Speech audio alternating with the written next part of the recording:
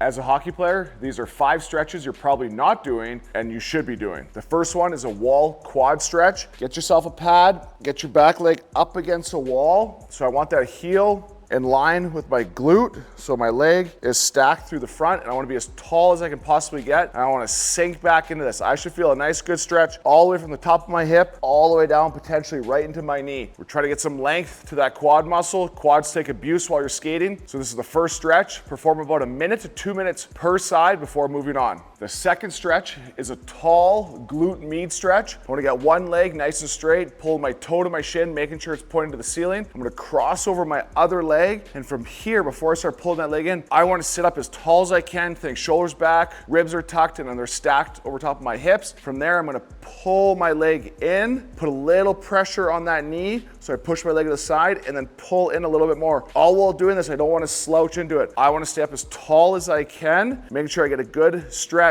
through that outside glute, that glute med muscle that we need to be fast on the ice. Once again, perform about 1 minute to 2 minutes per side, hold it. As that stretch starts to go away, get taller, pull in more, push across, just continuing to pull and push, being tall throughout the entire 1 to 2 minutes. The next stretch is a split stance, half kneeling with a little rock back and a thread the needle. So what we're gonna do is we're gonna get into our quadruped, so our hands are under our shoulders, knees are underneath of our hips. I'm gonna get my one leg out to the side, keep my hip up nice and high. I'm gonna slightly rock back.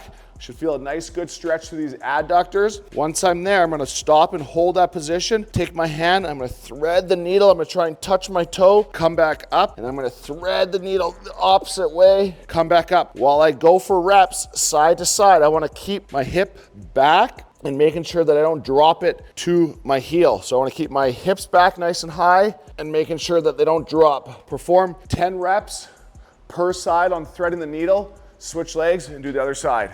The next stretch is a pigeon stretch. So to get set up, we're gonna get our leg out in front.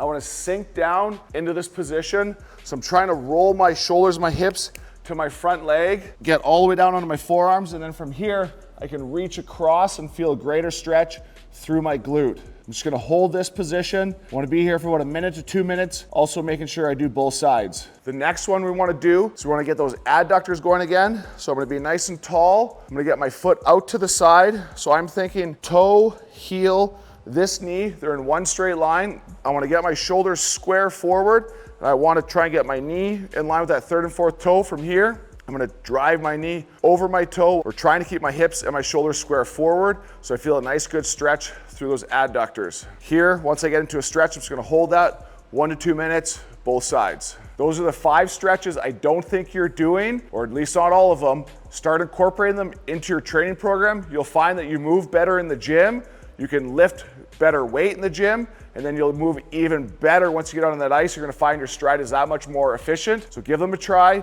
Let me know how they go. I'm looking forward to helping you with my next video.